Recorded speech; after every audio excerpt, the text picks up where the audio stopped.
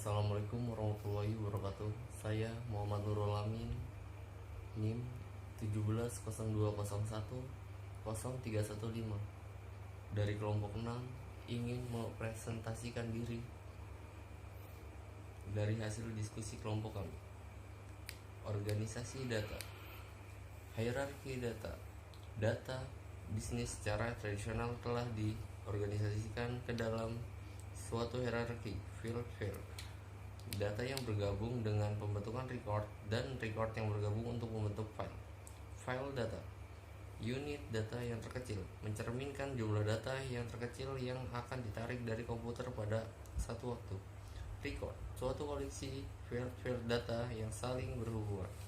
File, koleksi record yang saling berhubungan seperti satu file dari seluruh record yang berisi file kode mata kuliah dan nama.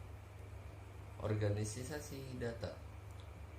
Basis data. Definisi umum dari basis data adalah bahwa basis data merupakan kumpulan dari seluruh data berbasis komputer sebuah perusahaan.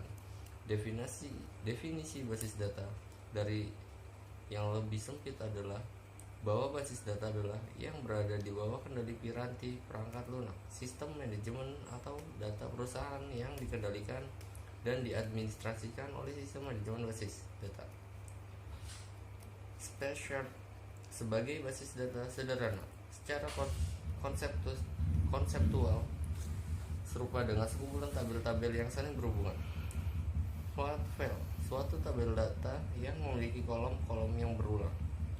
Organisasi data, field kunci, suatu kombinasi field yang berisi satu nilai yang secara unik mengidentifikasikan masing-masing record di dalam tabel-tabel yang berhubungan. Tabel-tabel tersebut berbagai satu file yang sama, yaitu kode data dan nilai field kode.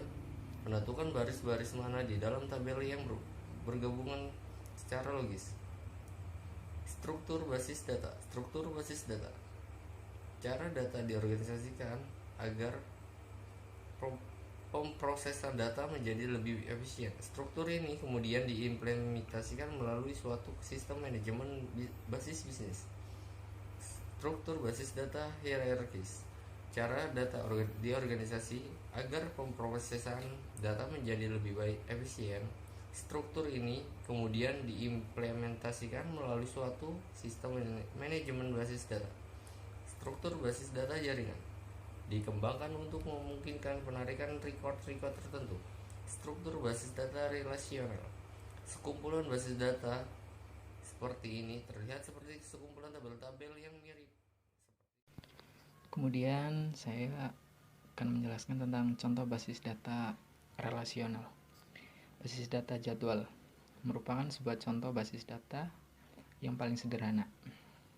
Jadi di mana basis data ini dibuat dengan menggunakan piranti lunak sistem manajemen basis data Microsoft Access. Dan contoh basis data relasional. Yang pertama ada independensi data, adalah kemampuan untuk melakukan perubahan pada struktur data tanpa melakukan perubahan pada program-program aplikasi yang memproses data.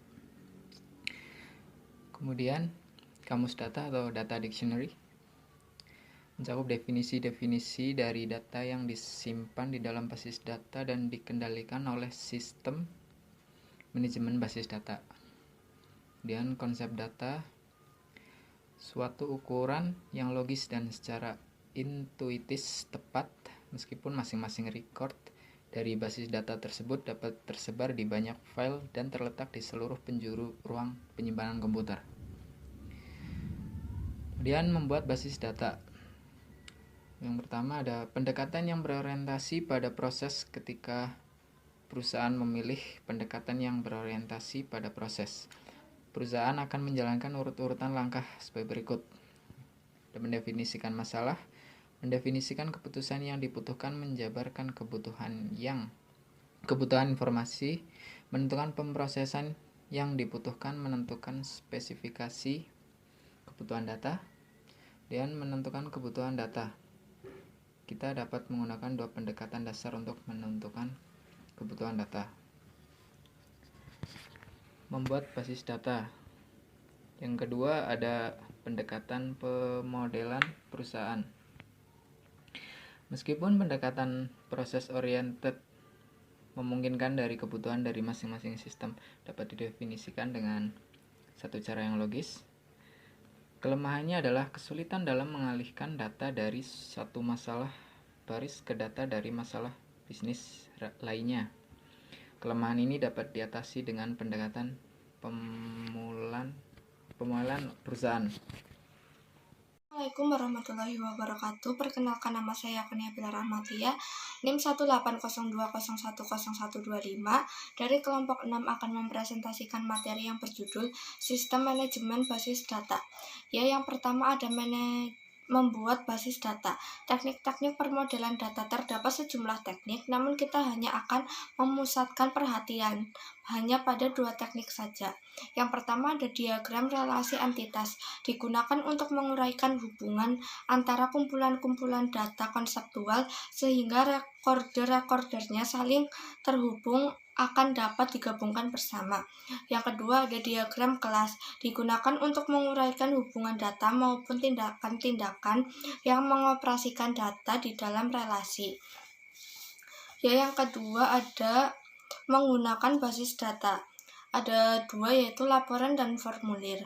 Navigasi, pengguna dapat melakukan navigasi dari satu rekor berikutnya dengan mempergunakan navigasi yang berada di bagian bawah formulir. Formulir secara tipikal menampilkan suatu rekor saja dalam satu waktu dan tidak memberikan ikhtisar data dan biasanya tidak melakukan agregasi data dari banyak tabel basis data. Akurasi formulir memberikan kesempatan untuk menyesuaikan nilai-nilai pada aplikasi area bisnis tertentu. Jika seorang pengguna salah memasukkan nilai file, maka artinya rekor tersebut tidak akan digabungkan ke tabel-tabel yang berikutnya. Yang ketiga ada menggunakan basis data. Penyaringan basis data dapat memiliki jumlah data yang luar biasa banyaknya. Pengguna mungkin ingin menyaring rekor yang ingin dilihat dengan menggunakan formulir ini. Subformulir, entry ke dalam subformulir secara otomatis digabungkan dengan rekor formulir. Subformulir membantu menjaga keakuratan dan konsistensi yang dibutuhkan dari data. Yang keempat ada laporan atau report. Data teragregasi dari basis data yang diformat dengan cara yang akan membantu pengambilan keputusan. Dan query. Query adalah suatu permintaan kepada basis data untuk menampilkan rekor-rekor yang dipilih. Ya, sekian dari saya. Terima kasih. Assalamualaikum warahmatullahi wabarakatuh.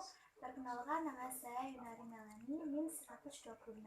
Saya akan melanjutkan materi dari Kurnia Bila Rahmatia, yaitu bahasa query terstruktur atau struktur query language atau SQL adalah kode yang digunakan oleh sistem manajemen basis data relasional untuk mengerjakan pekerjaan-pekerjaan basis datanya.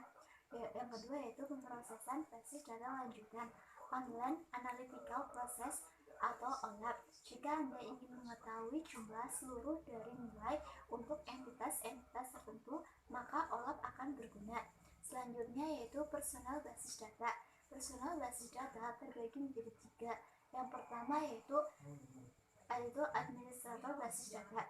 Administrator basis data adalah spesialis informasi yang ahli dalam menyediakan, mengawasi, dan mengamankan basis data.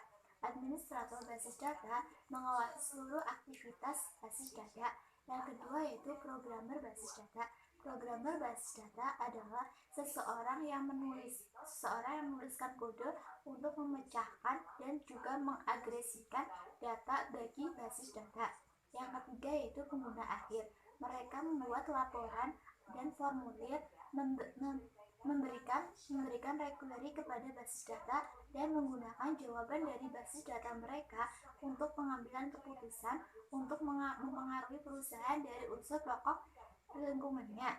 Selanjutnya yaitu keunggulan dan kelemahan DMBS. Keunggulan DMBS yaitu yang pertama, mengurangi duplikasi data. Yang kedua, meningkatkan keamanan data. Yang ketiga, menjaga konsistensi dan integritas data. Yang keempat itu meningkatkan efisien dan efektivitas penggunaan data. Yang kelima itu meningkatkan produktivitas para penggunaan data. Yang keenam itu meningkatkan pemeliharaan melalui independensi data. Sedangkan kelemahan DMBS ini yaitu membeli piranti lunak dengan harga yang mahal. Yang kedua itu mendapatkan konfigurasi piranti keras yang besar. Yang ketiga itu memelihara dan mempekerjakan DBA. Terima kasih.